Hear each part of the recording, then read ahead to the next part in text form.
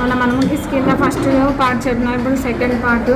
ఓ రామ, నిజమైన మిత్రుడు తన స్నేహితుడి కోసం సంపదలు సుఖాన్ని చివరకు తన ప్రాణాలను కూడా విడవడానికి సిద్ధపడతాడు.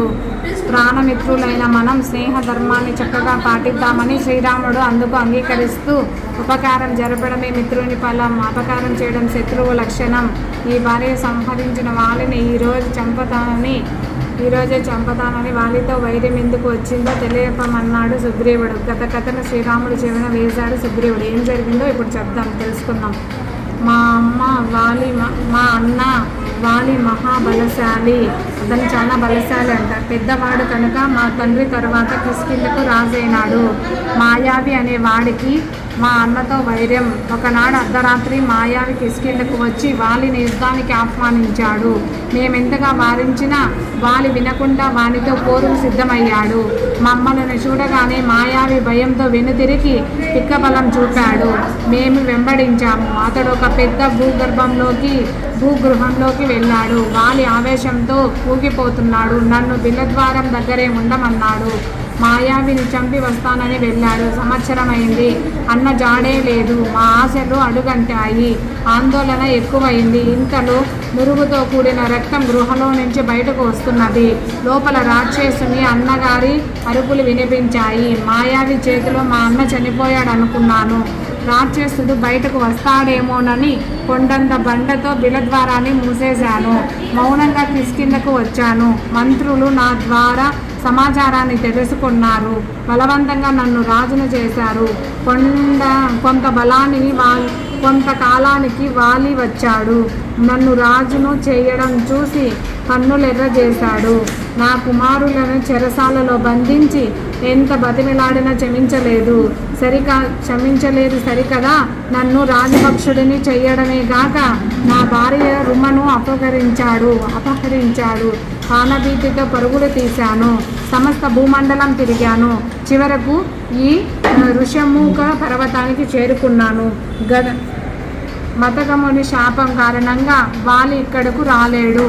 ఎందుకు రాలేడంటే, వాలి దుందుబిని అనే రాక్షసుని చంపి విసిరేసేటప్పుడు ఆ రాక్షసుడి నోటి నుండి రక్త బిందువులు మతంగ ఆశ్రమం మీద పడ్డాయి. అందుకు కోపించిన ముని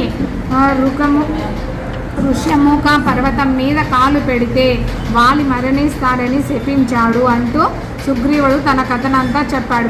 రాముడికి తన కొడుకులను బంధించిండేది, తన భార్యను తీసుకెళ్ళిండేది, తనని రాజభక్షుని చేసిండేది. అలా అంతను తిరిగి ఎక్కడ రక్షణ కలుగుతుందా అని ఆశిస్తే చివరికి ఋషముఖాశ్రమంకి వచ్చాడు. ఎందుకంటే అక్కడ ఒక రాక్షసుని చంపడం వల్ల ఆ బ్లడ్ అనేది అక్కడ రక్తం వచ్చి పడినప్పుడు ఆయన శపించడం వల్ల ఆ ఋషముఖ పర్వతం మీద కాలు పెడితే ఏమవుతాడు, వాళ్ళు చనిపోతాడనే భయంతో అక్కడికి రాడనమాట. దుందుబిని చెప్పినప్పుడు రక్తం పడిందని. మళ్ళీ నెక్స్ట్ శ్రీరాముని బలం ఎలాంటిదో తెలుసుకోవాలనుకున్నాడు సుగ్రీవుడు. శ్రీరాముడి బలమాన్ని చెక్ చేస్తున్నాడు అన్నమాట. దానికి జవాబుగా శ్రీరాముడు కాలి బొటన వేలుతో అక్కడ పడి ఉన్న దుదుంబి అస్థిపంజరాన్ని 10 యోజనాల దూరం పడేటట్లు చిమ్మి వేశాడు. తన గురించి తెలుసుకోవాలనుకున్నప్పుడు అడుగుతాడు కదా, ఎంత నీ బలం అని. అప్పుడు శ్రీరాముడు ఏం చేస్తాడంటే అక్కడ దుదీపిని చంపేశాడు కదా వాలి. ఆ అస్థిపంజరాన్ని 10 యోజనాల దూరం పడేటట్లు చిమ్మి వేశాడంట కాలుతో వేలుతో. ఒకే బాణంతో 7 మది చెట్లను చీల్చాడు. 7 ఒకే బాణంతో చీల్చాడు. సంతోషించాడు సుగ్రీవుడు. రాముడి బలాన్ని తెలుసుకొని సంతోషపడ్డాడు అన్నమాట. తర్వాత వాలి వదకు ఇంకా ఏమాత్రం ఆలస్యం వద్దని శ్రీరాముడు తొందర పెట్టాడు.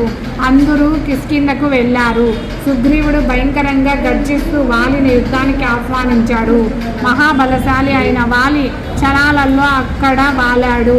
ఇద్దరి యుద్ధం అక్కడ భయానకత వాతావరణాన్ని సృష్టించింది. వాలి సుగ్రీవులు ఒకే పోలికతో ఉన్నాడు. అందుకే శ్రీరాముడు వాలిని స్పష్టంగా గుర్తించలేకపోయాడు. వాలి విజృంభణకు తట్టుకోలేకపోయాడు సుగ్రీవుడు. శ్రీరాముడి కొరకు చూశాడు, కనిపించలేదు. గుండె గుబేల మంది.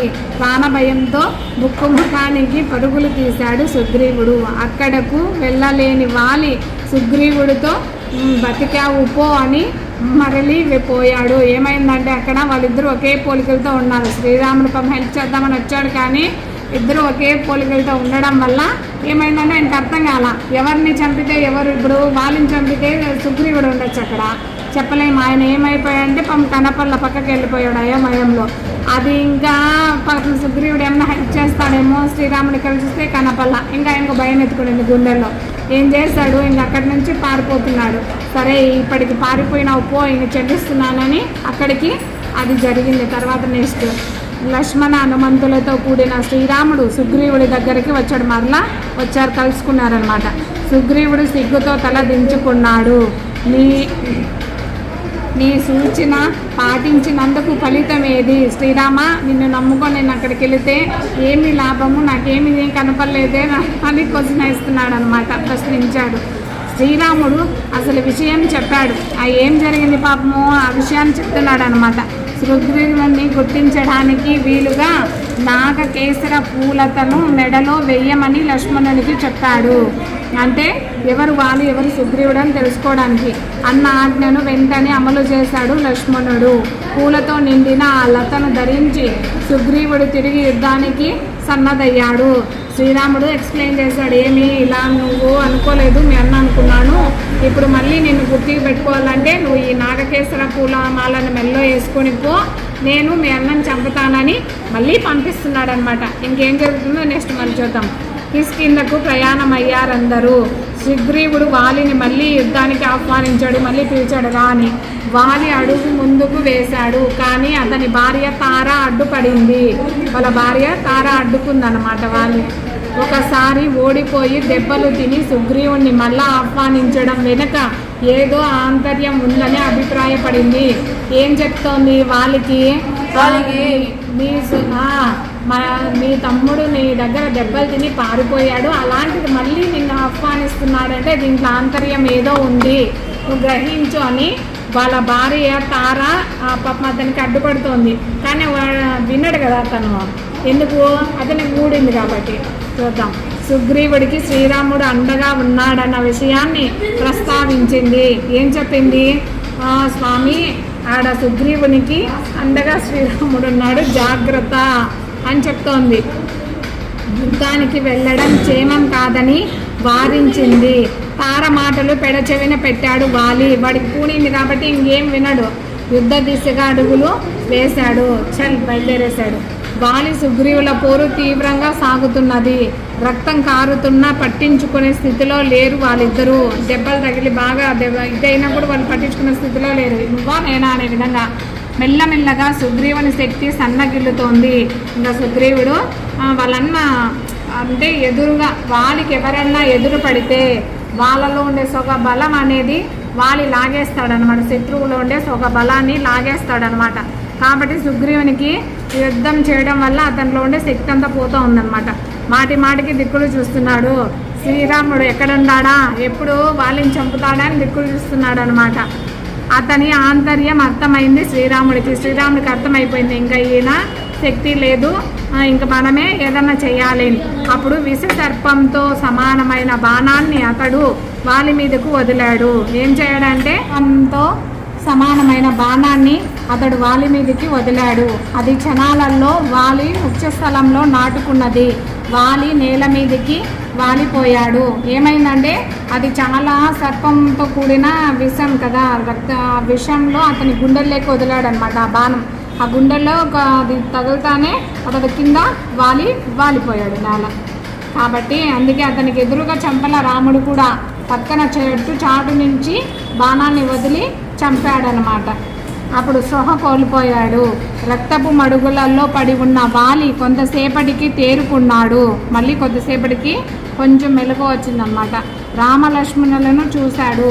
శ్రీరామునితో ఉత్తముడని పేరు పొందిన నీవు ఇంత అధర్మంగా ఎందుకు ప్రవర్తించావు? శ్రీరామ, నువ్వు ఇంత పేరుంది, నువ్వు ధర్మపరాయుడివి, నువ్వు ఇంత అధర్మంగా అంటే చెట్టు చాటు నుండి ఎందుకు నన్ను చంపవలసి వచ్చింది అని అడుగుతున్నాడు వాలి. నీకు నీ దేశానికి నేనెన్నడూ అపకారం తలపెట్టలేదు. అంటే నేను నీ దేశానికి రాలేదు, నీ ప్రజలకు నీకు కానీ ఎలాంటి అన్యాయం చేయలేదు కదా, అలాంటిది నువ్వెందుకు నాకు ఇలా చేశావు అని అడుగుతున్నాడు. అలాంటప్పుడు నన్నెందుకు చంపవలసి వచ్చింది, నువ్వెందుకు నన్ను చంపావు అని అడిగాడు అనమాట వాలి. నిన్ను ఎదిరించి యుద్ధమే చెయ్యలేదు, అంటే నీ జోలికి నేను రాలేదు, నీతో నేను ఎప్పుడు యుద్ధం చేయలేదు కదా, వేరొకరితో కోరుతున్నప్పుడు ఎందుకు దొంగ దెబ్బ తీసావని నిలదీశాడు.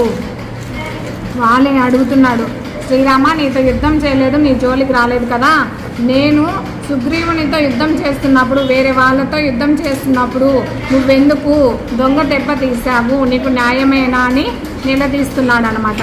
సీతాదేవి కొరకు సుగ్రీవుడు ఆశ్రయించడం కన్నా తనను కోరి ఉంటే బాగుండేదన్నాడు. మీ భార్య సీతాదేవిని తీసుకురావడానికి సుగ్రీవుడిని ఆశించడం కంటే నా దగ్గరకు వచ్చింటే నేను నీకు హెల్ప్ చేస్తుంటాను కదా అని వాళ్ళు అడుగుతున్నాడు అన్నమాట. ఒక రోజులో సీతాదేవిని తెచ్చి అప్పచెప్పేవాడినని పలికాడు. సుగ్రీవుని కంటే నన్ను అడిగింటే ఒక రోజులో సీతాదేవిని తీసుకొచ్చి నీకు అప్పచెప్పేవాడినని అంటున్నాడు. రావణుడు యుద్ధంలో బంధించి తెచ్చి నీ ముందుంచే వాడినని తెలిపాడు. రావణుని బంధించి తీసుకొచ్చి సీతాదేవిని నీకు నేను అప్పచెప్పేవాడిని కదా, నన్నెందుకు చంపావు అని ఆయన అడుగుతున్నాడు. శ్రీరాముడు వారి అభిప్రాయాలను తోసేశాడు, పట్టించుకోలేదన్నమాట. తమ్ముడి భార్యను చెరబట్టడం వంటి అధర్మాలను నువ్వు వంటగట్టుకున్నందువల్ల నేను నీకు మరణదండను విధించానన్నాడు శ్రీరాముడు. వాలి చేసిన తప్పేమి, అతని ఎందుకు హెల్ప్ అవ్వలేదంటే వాళ్ళ తమ్ముడు సుగ్రీవుని భార్యను తీసుకెళ్ళాడు కదా, అలాంటిది ఆయన ఎందుకు సీతాదేవిని తీసుకొస్తాడని నమ్మరు కదా ఎవరు కూడా. కాబట్టి నువ్వు నీ తమ్ముడు భార్యనే తీసుకెళ్ళావు, అలాంటిది నిన్నెట్లా నువ్వు చేసింది తప్పు, అధర్మము, అందుకే నీకు ఇలా దండన విధించానని మరణదండన విధించానని శ్రీరాముడు అన్నాడు. వానరుడివి కనుక చాటుగా ఉండి చంపడంలో తప్పు లేదన్నాడు. నువ్వు వానరుడివి కనుక నేను చాటుగా ఉండి చంపడంలో ఏమీ అన్యాయం లేదు. శ్రీరాముని మాటలు విన్న వాలి తన తప్పును తెలుసుకున్నాడు. మన్నించమని దోసిలొగ్గాడు, అంటే చేతులు చాంపి క్షమించమని అడిగాడు అనమాట. భర్త విషయం తెలుసుకున్న తార వాలి భార్య పరుగున వచ్చింది. మరణ వేదనతో కింద పడి ఉన్న వాలిని దీనస్థితిని చూసింది. గుండె చెరువయ్యేటట్లు ఏడ్చింది. పాపం తన భర్తని కింద పడి ఉన్న భర్తను చూసి ఆమె ఏడుస్తుందన్నమాట. ప్రయోపవేశానికి సిద్ధపడిన తారను హనుమంతుడు ఓదార్చి తార అగంతుల బాధ్యతను సుగ్రీవునకు వాలి అప్పజెప్పాడు. తన మెడలోని దివ్యమైన సువర్ణమాలను మెడలో ఉన్న సువర్ణమాలను సుగ్రీవునికిచ్చి వెంటనే ధరించమన్నాడు. ఎందుకంటే అది మళ్ళీ దాంట్లో ఉండే శక్తులన్నీ పోతాయని కనుక, లేకుంటే వాలి చనిపోయిన మరుక్షణమే ఆ మాలకున్న శక్తి నశిస్తుంది. కొడుకైన అగంతుడికి జీవితంలో ఎలా నడుచుకోవాలో ఉపదేశించమన్నాడు. ఏమైనాడంటే హనుమంతుడు తారను ఓదార్చి నీ కొడుకు బాధ్యత చూసుకోమ్మా నువ్వు అని చెప్తాడనమాట. అలాగే అగంతుడిని జీవితంలో ఎలా ఉండాలి, ఎలా జీవించాలి, నడుచుకునే విధానాన్ని నేర్పమని ఉపదేశించాడు. బాణం వల్ల కలుగుతున్న బాధ అంతకంతకు అధికమై ప్రాణాలను వదిలాడు వాలి. జీవిత అధ్యాయం ముగిసింది, అయిపోయింది ఇక్కడ. ఇప్పుడు నెక్స్ట్ వాలి చనిపోయిన తర్వాత సుగ్రీవునికి తర్వాత వాలి కొడుకు అతనికి ఇద్దరికి పట్టాభిషేకం ఎలా జరుగుతుందో చూద్దాం. సుగ్రీవ హనుమదాదులు శ్రీరాముడి దగ్గరికి వచ్చారు. హనుమంతుడు శ్రీరాముడితో సుగ్రీవుని పట్టాభిషేక విషయమై ప్రస్తావించాడు. దీనికోసం కిష్కింధకు రమ్మని ప్రార్థించాడు. తండ్రి ఆజ్ఞ మేరకు 14 సంవత్సరాల వరకు ఏ గ్రామంలోనూ ఏ నగరంలో కానీ తాను అడుగు పెట్టనని చెప్పి పితృవాక్య పరిపాలన మరోసారి చాటుకున్నాడు శ్రీరాముడు. వాళ్ళ నాన్నకు మాట ఇచ్చినట్లుగా ఏ నగరంలో ఏ గ్రామంలో అడుగు పెట్టకుండా నేను ఇక్కడే అడవులలోనే ఉంటానని చెప్పి అతను మీరు రాజుగా పట్టాభిషేకం చేసుకోండి అని చెప్పి ఆయన బయలుదేరుతున్నాడు అన్నమాట. సుగ్రీవుడికి శుభం పలికాడు. తాను ప్రసన్నగిరికి మీదకి ఉంటానని, వర్షాకాలం పోయాక సీతా అన్వేషణ ప్రయత్నం ప్రారంభిద్దామని సుగ్రీవుని ఆదేశించాడు. సరేనన్నాడు సుగ్రీవుడు.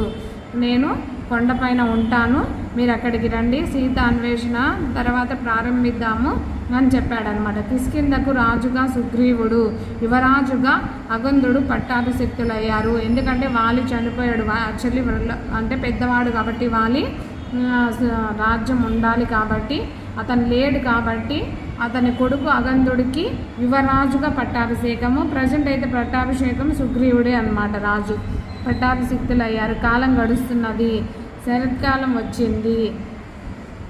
సీతాన్వేషణ కార్యభారాన్ని సుగ్రీవుడికి గుర్తు చేశాడు హనుమంతుడు. తన అనుగుణంగా సేనలను సమీకరించమని సేనాధిపతి అయిన నీలుణ్ణి ఆజ్ఞాపించాడు సుగ్రీవుడు. ఇది శ్రీరాముడికి తెలియదు. ఈ విషయము శ్రీరాముడికి లక్ష్మణుడికి తెలియదు అన్నమాట. లక్ష్మణుని పిలిచి సుగ్రీవుని దగ్గరకు వెళ్ళమన్నాడు. లక్ష్మణుడు కిష్కింధకు ప్రయాణమయ్యాడు. సుగ్రీవుడు రాజభోగాలలో ఓలలాడుతున్నాడు. సీతాదేవి ఎడబాటు వల్ల ఇలా నీరవుతున్న అన్నగారు నిర్లక్ష్యంతో సుగ్రీవుడు లక్ష్మణునికి ఆగ్రహం కట్టలు తెంచుకుంది. నీ అన్న హెల్ప్ చేశాడు కదా సుగ్రీవుడికి, కానీ ఇంతకాలం అవుతున్నా కూడా సుగ్రీవుడు అన్నకి సీతాదేవి అన్వేషణను ప్రయత్నము ఇంకా సాగించలేదే అని ఆయనకు దుఃఖం వచ్చేస్తుందన్నమాట. దానికోసం ఆయన ఆగ్రహంతో కట్టలు దించుకొని వెళ్ళాడనమాట సుగ్రీవుని దగ్గరికి. బుసలు కొడుతున్నాడు. అతని ముందుకు రావడానికి ఎవరికి కాలాడడం లేదు. వానరులు మంత్రులే కాదు, సుగ్రీవుడి పరిస్థితి కూడా అంతే. మందిర ద్వారం దగ్గరికి వచ్చిన లక్ష్మణుడితో మాట్లాడడానికి తార వెళ్ళింది. అంటే అక్కడికి వెళ్ళాడు కదా లక్ష్మణుడు, శ్రీరాముడు పంపించాడు కదా సుగ్రీవుని దగ్గరికి వెళ్ళమని. అక్కడికి వీళ్ళెవరు అసలు మంత్రులు కానీ సుగ్రీవుడు కానీ హనుమంతుడు కానీ ఎవరు వెళ్ళలేకుండా ఉన్నారనమాట, ఏం భయంతో. అప్పుడే వాలి భార్య తార దగ్గరికి వెళ్ళింది అనమాట, లక్ష్మణ్ దగ్గరికి వెళ్ళింది. స్త్రీల పట్ల కోపం ప్రదర్శించకూడదని శాంతించాడు లక్ష్మణుడు. వీళ్ళు భరించలేక ఆయన కోపాన్ని, ఆమె ఆడవాళ్ళ పట్ల కోపం చూపరు కాబట్టి అక్కడికి ఆమెను పంపించారు. సుగ్రీవుడు సీతా అన్వేషణకు ప్రయత్నాలు మొదలుపెట్టాడని తార లక్ష్మణునికి తెలిపింది. ఆల్రెడీ వాళ్ళు స్టార్ట్ చేశారు, జరుగుతోంది ఆ కార్యక్రమం అని చెప్తుందన్నమాట. అంతఃపురంలో ఉన్న సుగ్రీవుడిని కలిశాడు లక్ష్మణుడు. శ్రీరాముడి దయ వల్లనే తాను స్థితిలో ఉన్నానని కృతజ్ఞత ప్రకటించాడు సుగ్రీవుడు. వాళ్ళు చేసే ప్రయత్నము వీళ్ళకి తెలియదు కదా, అందుకని కోపంగా ఉన్నారు. ఇంకా ఆమె తార ద్వారా తెలుసుకొని శాంతపడి సుగ్రీవుడిని రాజుని కలవడానికి వెళ్ళాడనమాట. మళ్ళీ ఆయన చెప్తున్నాడు, నేను ఆల్రెడీ ఆ విషయము స్టార్ట్ చేశాను, జరుగుతోంది అని. మహా పరాక్రమశాలి శ్రీరాముడికి తన సహాయం నిమిత్తమాత్రమేనన్నాడు. తన వైపు నుంచి ఏదైనా తప్పు జరిగితే మన్నించమన్నాడు. లక్ష్మణుడు శాంతించాడు. తన అన్నగారి దగ్గరికి సుగ్రీవుడిని రమ్మన్నాడు. సరే, ఆయన జరిగింది చెప్పిన తర్వాత శాంతంగా లక్ష్మణుడు సరే ఇంకా అన్న దగ్గరికి వెళ్దాం పదండి అని బయలుదేరారనమాట. సుగ్రీవుడు వివిధ ప్రాంతాలలో గల వానర వీరులను రావలసిందిగా చెప్పమని హనుమంతుడిని ఆజ్ఞాపించాడు. 10 రోజుల్లోగా రాకపోతే వాళ్లకు మరణదండన తప్పదని హెచ్చరించాడు. సుగ్రీవుడు ఆజ్ఞ వేసి బయలుదేరుతున్నాడు అన్నమాట. హనుమంతుడు ఈ వార్తను అన్ని దిక్కులకు వేగంగా పంపాడు. ఫలితంగా కోట్ల మంది వానర యోధులు కిష్కింధకు చేరుకున్నారు. సుగ్రీవుని ఆజ్ఞ అటువంటిది, దానికి తిరుగులేదు. రాజు ఆజ్ఞ వేస్తే సేనాధిపతులకు కొదవ ఉండదు కదా, కాబట్టి సేనులంతా వచ్చేసారన్నమాట, కోట్లల్లో వచ్చేసారు అందరూ. తర్వాత అందుకే సుగ్రీవాజ్ఞ అనేది జాతీయంగా స్థిరపడింది. ఓకే, శ్రీరాముడితో సుగ్రీవుడు సమావేశమయ్యాడు. వానరుల రాకను గురించి తెలిపాడు. సీత జాడను తెలుసుకోవడం రావణుడి నివాసాన్ని పసిగట్టడమే ప్రధాన కర్తవ్యమన్నాడు శ్రీరాముడు. ఇంకా మనం తెలుసుకోవాల్సింది రావణుడు ఎక్కడున్నాడు, సీతాదేవిని ఎక్కడ పెట్టాడు అనే విషయమే. సేన అంతా వచ్చేసిందనమాట. శ్రీరాముని సూచన మేరకు సీతా అన్వేషణ కోసము వానర వీరులను నలుదిక్కులకు పంపాడు. తూర్పు దిక్కునకు వినతుని నాయకత్వంలో సేనను పంపాడు. దక్షిణ దిక్కుకు అగంధుని నాయకత్వంలో హనుమంతుడు, జాంబవంతుడు మొదలైన ప్రముఖులతో కూడిన సేనను పంపాడు. మేనమామ అయిన సుసేనుని నాయకత్వంలో పడమరకు, శతబలి నాయకత్వంలో ఉత్తర దిశకు సేనను పంపాడు. ఒకానొక దిశన ఏ దేశాల గుండా వెళ్ళాలో, ఏ దేశాల గుండా వెళ్ళాలో అక్కడ ఏమేమి ఉంటాయో వివరంగా చెప్పాడు సుగ్రీవుడు. సుగ్రీవుడు రాజు కాబట్టి ఏ దేశానికి వెళ్ళాలి, ఆ దేశానికి ఎలా వెళ్ళాలి అనేది రాజుకు ముందుగానే తెలుస్తుంది కాబట్టి ఆయన అందరికీ తెలియజేశాడనమాట. సీత అన్వేషణ సఫలం చెయ్యగల సమర్థుడు హనుమంతుడేనని సుగ్రీవుడి నమ్మకం. ఎందుకంటే హనుమంతుడు చాలా బలవంతుడు కాబట్టి ఆ విషయము హనుమంతుడికి తెలీదు, సుగ్రీవుడికి తెలుసు. హనుమంతుడు అంతే విశ్వాసంతో ఉన్నాడు. శ్రీరాముడి భావన కూడా అదే, శ్రీరామచంద్రుడి భావన కూడా అదే అనమాట. అందుకే తన పేరు చెక్కి ఉన్న ఉంగరాన్ని హనుమంతుడికి ఇచ్చాడు శ్రీరాముడు. సీత అన్వేషణకి వెళ్తున్నాడు కదా, అక్కడ చూపివ్వడానికి శ్రీరామచంద్రుడు చెక్కి ఉన్న ఉంగరాన్ని ఇచ్చి పంపిస్తున్నాడు.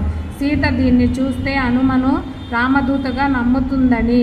ఎందుకంటే సీతాదేవి నమ్మరు కదా, నమ్మడానికి ఆ ఉంగరాన్ని ఇస్తున్నాడు అనమాట అంగుళికం. హనుమంతుడు నమస్కరించి రామముద్రికను గ్రహించాడు. శ్రీరాముని పాదాలకు ప్రణమిల్లి ప్రయాణమయ్యాడు. అది సీతా అన్వేషణకు బయలుదేరి 1 రోజులు కావస్తున్నది. తూర్పు, పడమర, ఉత్తర దిశలకు వెళ్ళిన వాళ్ళు తీవ్రంగా వెతికి రిక్తహస్తాలతో వెనుతిరిగారు. పాపం వాళ్ళు తిరిగి ఎక్కడ ఏమి చేయలేక వెనుతిరిగారనమాట, వెనక్కి వచ్చేస్తున్నారు. గడువు ముగిసే నాటికి ప్రసవగిరిలో శ్రీరాముడితో ఉన్న సుగ్రీవుడు దగ్గరకు చేరుకున్నాడు. సీత జాడ కోసం చేసిన కృషి ఫలించలేదని విన్నవించుకున్నారు. హనుమంతుడు ఈ విషయంలో కృతజ్ఞుడవుతాడని ధీమ వ్యక్తం చేశారు. అంతా ఏమన్నారు, మేమేం చేయలేకపోయాం, మా వల్ల కాలేదు, కానీ హనుమంతుడు దీన్ని ఎక్కడ తిరిగి సాధిస్తాడని. ఎందుకంటే రావణుడు సీతను తీసుకెళ్ళింది దక్షిణ వైపే కదా. తాదులు ఒక పెద్ద గృహ దగ్గరికి చేరుకున్నారు. అది వృక్షబిల్లము ఒక రాక్షసుని ఆధీనంలో ఉంది. బాగా అలసిపోయిన వానరులను ఆకలి దప్పిక అనేది పట్టి పీడిస్తున్నాయి. గృహలోకి వెళ్ళారు. అంతా అయోమయంగా ఉంది. చివరకు స్వయం ప్రభ అనే యోగిని అనుగ్రహంతో ఆకలి దప్పికలు తీర్చుకున్నారు. ఆమెను ప్రార్థించి ఆమె తపస్సు ప్రభావం వల్ల క్షణాలలో ఒక పెద్ద సముద్రపు ఒడ్డుకు చేరుకున్నారు. ఆ సముద్రం మహోదధి ఉత్పెత్తున లేచి అలలు అల్లజడి భయానికి కలిగిస్తున్నాయి. ఆ సముద్రం ఎలా ఉందంటే చాలా ఎక్కువగా అది ఉద్భవిస్తుంది అన్నమాట. దాన్ని వాళ్ళు అలాగే అలజడిని ఎట్లా ఉందంటే భయం అనేది ఎవరికైనా కలుగుతుంది కదా, దానికి వాళ్ళు కొద్దిగా భయపడుతున్నారన్నమాట.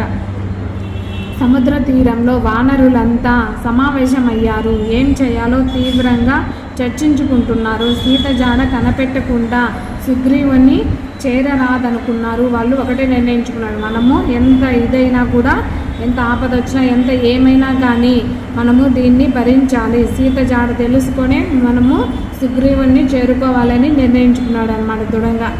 వీళ్ళ మాటలలో జటాయువు ప్రస్తావన వచ్చింది. అది విన్నాడు సంపతి. ఇతడు పక్షిరాజు, జటాయువుకు అన్న, రెక్కలు లేక పడి ఉన్నాడు. సంపాతి తన సోదరుడు మరణానికి ఎంతో విలపించాడు. లంకలో సీత ఉన్న పరిస్థితులను నిశ్చిత దృష్టితో చూసిన కళ్ళకు కట్టినట్లు వివరించాడు. లంకకు ఎలా వెళ్ళాలో చెప్పాడు. ఇంతలో ఆశ్చర్యకరంగా సంపాదికి రెక్కలు వచ్చాయి. చూద్దాం అతను ఏం చెప్తున్నాడంటే, వీళ్ళంతా ఎక్కడ తిరిగి సీతాదేవిని కలుసుకొని వెళ్ళాలి, లేదంటే వెళ్ళకూడదు ఇట్లా అనుకున్నారు కదా. అప్పుడు వాళ్ళ మాటల్లో జటాయువు ప్రస్తావన వచ్చిందనమాట. అది విన్నాడు జటాయువు. వాళ్ళ అన్న గురించి ఆ మాటలు విన్నారన్నమాట. అది విన్నాడు సంపతి. ఇతడు పక్షిరాజు, ఇతడు ఒక పక్షిరాజు అనమాట. జటాయువుకు అన్న రెక్కలు లేక పడి ఉన్నాడు. సంపాతి తన సోదరుడి మరణాన్ని ఎంతో విలపించాడు. అతడు చనిపోవడంతో ఇతడు పాపం చాలా, వాళ్ళ తమ్ముడు సోదరుడు చనిపోవడం వల్ల చాలా బాధపడ్డాడనమాట. కానీ వీళ్ళు ఎందువల్ల ఇలా అని తెలుసుకున్నారనమాట. సీతాదేవి కోసమే వీళ్ళు విలపిస్తున్నారు అని. అతను ఉన్న తపస్సు వల్ల లంకలో సీత ఉన్న పరిస్థితిని కళ్ళకు కట్టినట్లుగా అతను గ్రహించాడు. ఆమె ఎక్కడ ఉందో, లంకకు ఎలా వెళ్ళాలో, ఆమెను ఎలా తీసుకురావాలి, ఎలా చేరుకోవాలి అనే విషయాన్ని వాళ్ళకి చెప్తున్నాడు అన్నమాట సంపతి. అంతలోపే అతనికి రెక్కలు వచ్చాయా రాలేదా చూద్దాం. రెక్కలు మొలిచాయి, వచ్చేసాయి అన్నమాట. ఎందుకంటే ఆయన చేసింది పుణ్యకార్యం కాబట్టి. పరోపకార పుణ్యం ఊరికేనే పోతుందా? చూసావా, ఒకరి హెల్ప్ అనేది చేస్తే మనకు దేవుడు హెల్ప్ చేస్తారనమాట. పరోపకార పుణ్యం ఊరికే పోతుందా? అందరూ ఆనందించారు. తన రెక్కల బలాన్ని తెలుసుకోవడానికి రివ్వున ఆకాశంలోకి ఎగిరాడు సంపాతి. చూడు, అతను చేసిన పుణ్యం వల్ల అతనికి రెక్కలు వచ్చాయన్నమాట. తన రెక్కల బలాన్ని తెలుసుకోవడానికి రివ్వున ఆకాశంలోకి ఎగిరాడనమాట. వానర వీరులు బల పరాక్రమవాన్ వాళ్ళ బలం ఎంత అని పరాక్రమాలను ప్రదర్శించడం ద్వారానే సీత అన్వేషణ సఫలమవుతుందని నిశ్చయానికి వచ్చారు. మనం ఇలా ప్రయత్నించడం వల్ల జరగదు. మన బల పరాక్రమాలను ప్రదర్శించడం ద్వారానే మన సీత అన్వేషణ సఫలమవుతుందని వాళ్ళు ఖచ్చితంగా నమ్మినారన్నమాట. కానీ 100 యోజనాలు వెళ్ళి రాగలరేమో, 100 యోజనాలు వెళ్ళి రాగల వారెవ్వరిని ఎవరు వెళ్ళి రాగలరు అని వీళ్ళల్లో వీళ్ళే చర్చించుకుంటున్నారనమాట. ఎందుకంటే చాలా దూరం కదా సముద్రం అనేది, 100 యోజనాలు ఉంది. ఆ 100 యోజనాలు ఎవరు ఎగురుతారు, మనలో అంత సామర్థ్యం ఎవరికి ఉంది అని ఒకరినొకరే వాళ్ళు తలుచుకుంటూ ఉన్నారనమాట. ఇటువంటి పరిస్థితులలో కార్యహాని కలగకుండా కాపాడగలవాడు హనుమంతుడొక్కడేనని నిక్కు తేల్చాడు జాంబవంతుడు. వాళ్ళలో పెద్ద అతను ఉన్నాడు కదా జాంబవంతుడు. ఆయనకు ఎందుకంటే హనుమ గురించి, హనుమ పుట్టు పూర్వత్రాలు తెలుసు కాబట్టి ఆయన ఈ యోజనాన్ని దాటి రాగల, కార్యాన్ని సాధించుకోరాగల వీరుడు ఎవరన్నా ఉన్నాడంటే హనుమంతుడు ఒక్కడే అని చెప్తున్నాడు అనమాట.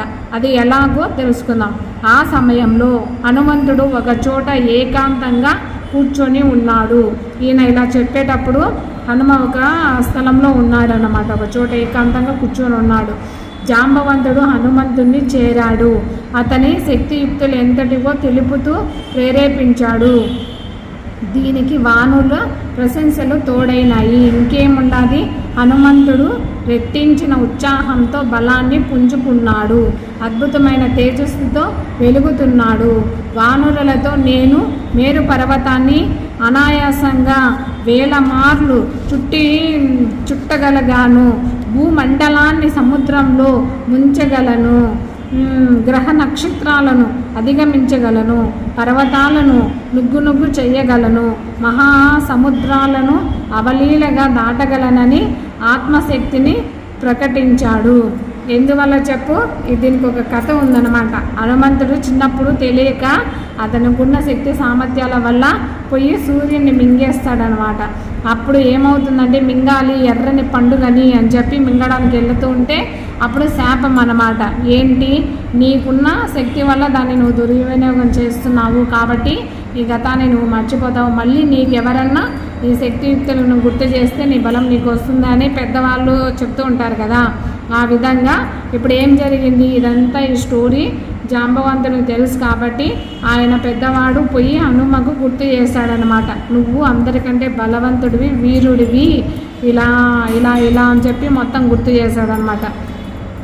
దాంతో హనుమంతుడికి రెట్టింపు ఉత్సాహం వచ్చి, సరే నేను ఇంత వీరుణ్ణి, ఇంత తేజస్సు కలిగిన వాడిని, నేను మేరు పర్వతాలను దాడతాను, ఎంత నాకు ఆయాసం ఉండదు, ఎన్ని సార్లైనా చుట్టి భూమండలాన్ని, సముద్రాలని, నక్షత్రాలని, గ్రహాలని, పర్వతాలను ఏదైనా చుట్టి రాగలను, నుజ్జు చేయగలను, సముద్రాలను అవలీలగా దాటగలుగుతాను అని చెప్పి తన శక్తిని చాటుకున్నాడు అనమాట, ప్రకటిస్తున్నాడు అనమాట. ప్రతి వారిలో ఏదో ఒక శక్తి ఉంటుంది. ఇప్పుడు అర్థమవుతుందా? సరైన ప్రేరణ దొరికితే అది వెలిక్కి వస్తుంది. కాబట్టి ప్రతి స్టూడెంట్లోనూ ఏదో ఒక టాలెంట్ అనేది ఉంటుంది. ఒకరిలో ఉండేది ఇంకొకరిలో లేదే, అతని ఇట్లా అట్లా అనకూడదు అనమాట. ఎవరికి తెలిగిన బలం వాళ్ళకి ఖచ్చితంగా ఉంటుంది. కానీ దానిని సానబెడితేనే కత్తి ఇదవుతుంది అన్నమాట. ఏదన్నా కానీ శిల్పాన్ని బాగా చెక్కితేనే అది రాయిని చెక్కితే శిల్పం అవుతుంది. కాబట్టి ఏది కూడా తన శక్తియుక్తులను చాటే వాళ్ళు ఉంటే తనకు గుర్తు చేసి ప్రేరణ ఇస్తేనే శక్తులు అనేవి బయట వస్తాయి. ఆ విధంగా ఇక్కడ కూడా హనుమ జాంబవంతుని గుర్తు చేశాడు. హనుమంతుడి మాటలకు జాంబవంతుడు ఆనందించాడు. నాయన, నీ ధైర్య ఉత్సాహాలకు తగినట్లు మాట్లాడావు అంటే హనుమంతుడి మాటలకు జాంబవంతుడు చాలా ఆనందించాడు అనమాట. అలా చెప్పడం వల్ల, నాయన నీ ధైర్య ఉత్సాహాలు నాకు తెలుసు, దానికి తగినట్లుగానే నువ్వు మాట్లాడినావు అని జాంబవంతుడు సంతోషపడుతున్నాడు. నీ మాటలు వానరుల మనసులో గూడు కట్టుకున్న దుఃఖాన్ని దూరం చేశాయి. హనుమ, నువ్వు మాట్లాడిన మాటల వల్ల మన వీరులలో అధిక ఉత్సాహం వచ్చింది. వాళ్ళు దుఃఖానికి వెళ్ళిపోయే స్టేజ్లో ఉన్నప్పుడు నువ్వు ధైర్యాన్ని వాళ్ళకు కలగజేశావు, ఆనందంగా ఉంది అంటున్నాడు. అందరం నీ శుభాన్ని కోరుతున్నాం.